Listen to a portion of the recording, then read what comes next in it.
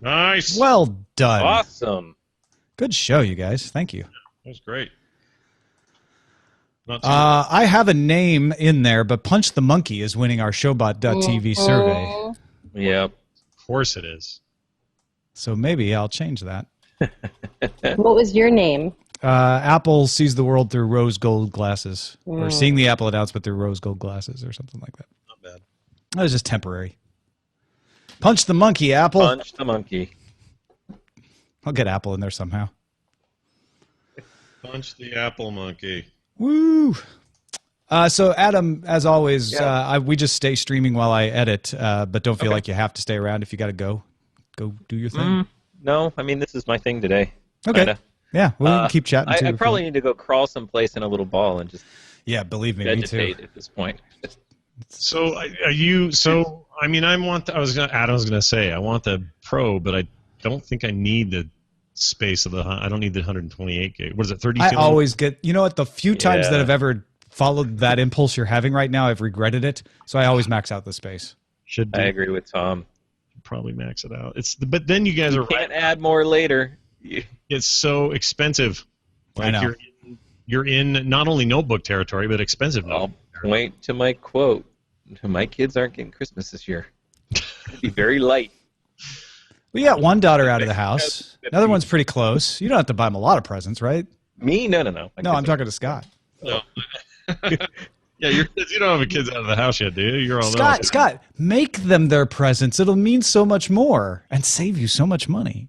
I'll draw it on my iPad Pro. On your hats, right? There you go. I mean, it's funny. I have such a singular need for it. It's And make just Carter help you and then give her your present. Definitely, I would say make sure you go into the store and try it first, Scott, because I'm really worried that the stylus is not going to be as good and responsive. It hardly ever is. You know, they do those videos, and it's like, oh. I mean, I give Apple some credit. They are some of the most, like, stage presentations and stuff. They do try to be real, right? There's a temptation to be so perfect that you don't screw anything up, so you fake it or whatever, and then you find out later, oh, that was running on a different computer, or that was like pre-recorded or whatever. Apple's been pretty good about saying, here's real-world use on stage. But with the pen, you're right. It's this beautifully filmed sort of commercial type thing that looks very hard to sort of verify. And Right. it's Well, CGI pressure sensitivity with actual drawing, and I don't know. I can't go tell. back and watch the demos, especially like the first demo that the Microsoft guys did. It didn't seem to, and when we were watching the live thing with the British Tech Network guys, they pointed this out. It didn't seem to be quite as good as what was shown in the video. Yeah. Like you can notice. And now again, it's probably an early stage. You know, it's not a finished product, but Should be close if it's November. true. Yeah. So I don't know. They could be tweaking software and firmware and stuff like that. If Still, a I little wanted bit. this just for iPad reasons, like just your normal iPad reasons, then I don't know if I even care.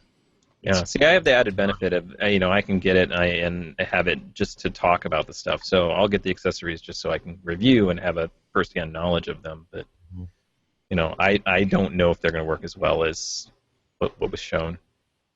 Yeah. I hope so, because it'll be amazing. Yeah, me too. How about a shout out to the Crossy Road folks who were very obviously not doing a pre-recorded demo? Oh, yeah. Yeah, I'm glad they brought them out just because they had this great indie hit.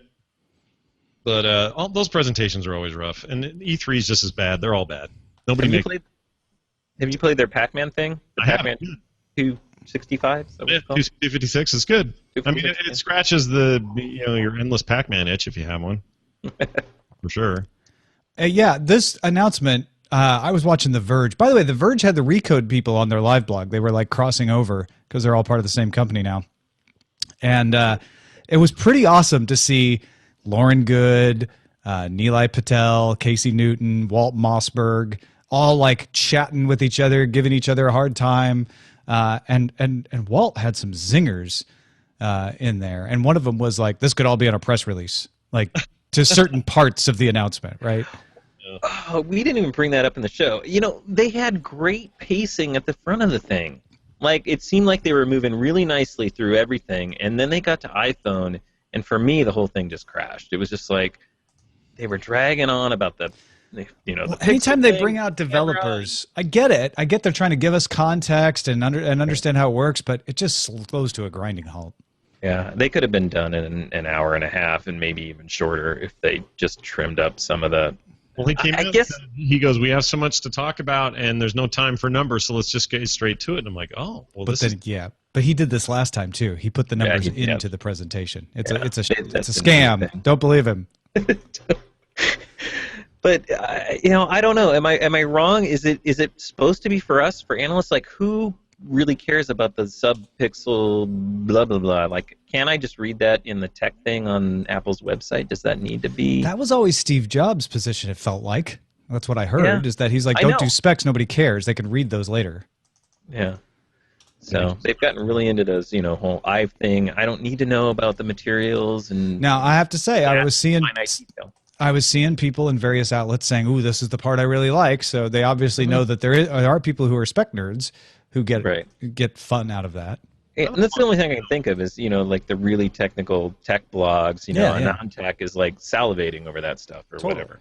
I like hearing Phil Schiller get excited about stuff. It doesn't, but does he even really know what it means? Yeah, there's your question. You get a sense he actually really understands it, or just.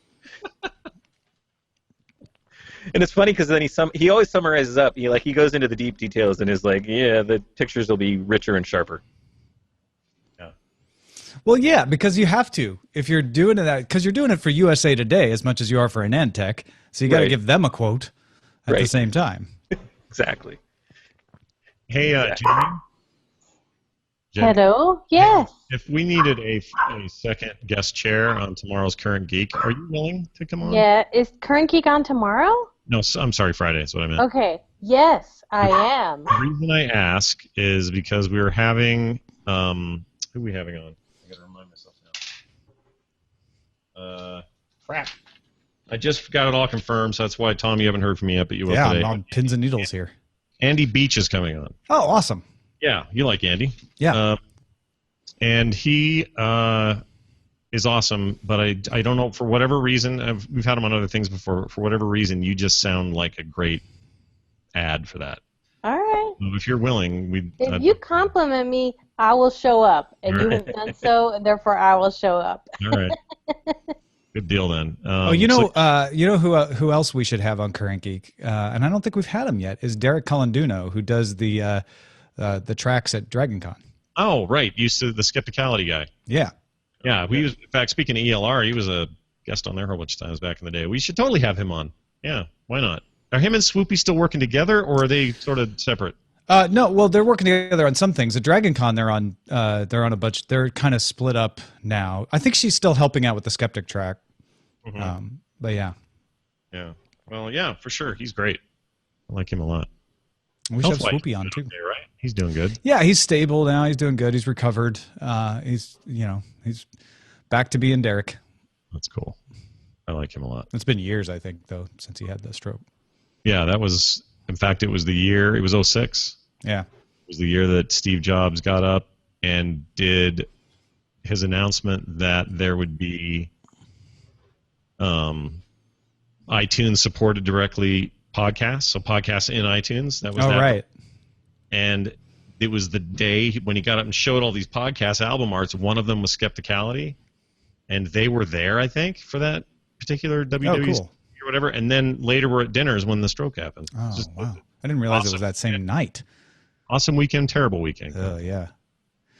Well, I have to say, he is an impressive man with all that he does at DragonCon. And he explained to me how he had to reroute his brain, essentially.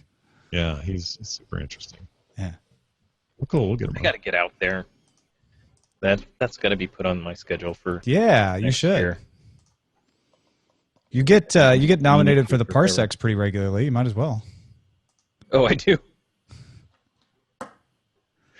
Didn't even know that. I remember Buzz Out Loud got nominated a couple times for the Parsecs, which, I mean, they have a news category, but I'm like, it's not really. The Parsecs are for science fiction and fantasy podcasts, and yeah. But hey, why not? Now I've seen Maccast up there on that news, being nominated for the news category before too. Yeah, awesome. Adam's always the hotness. I I like Roger's still life with baby right now. I've been sitting there watching this whole time. He's got a cute baby. How can you not? We're the only tech news show with a cute baby. Whenever you say only, The but we're definitely the tech show with the cutest baby. cutest baby. You're right. For sure. All right, I probably should drop off. I have not eaten. I'm going to go eat something and play some Hearthstone. Yeah. That sounds like a fine idea. Adam, thank you again, man. It was awesome. Cool. Yeah, thanks for having me. I appreciate it. Thanks You're for the welcome. invite. Hey, All Jim, right, see you, Adam. Have a good one, dude. yeah, later. Thanks, guys. Bye. Go Bye. watch MacCast, everybody. Yay. Tonight is 8:30 still, Jenny? 8:30. 8:30. All right. I'm all in. The one sad piece of news that breaks my heart is that Matt Flanagan will be elsewhere tonight. Oh. So it's going to be my first Tell It Anyway without Matt Flanagan behind the scenes. So I'm going to do my best. We'll make it work. My best. But I'm really excited about the topic. Well, good. Yeah, I'm jazzed. What's the topic? Can you tell us? Yeah, it's well the topic is this real life ? But it was a very carefully crafted topic to allow me to tell a story about the West Wing. Oh, great. Yeah.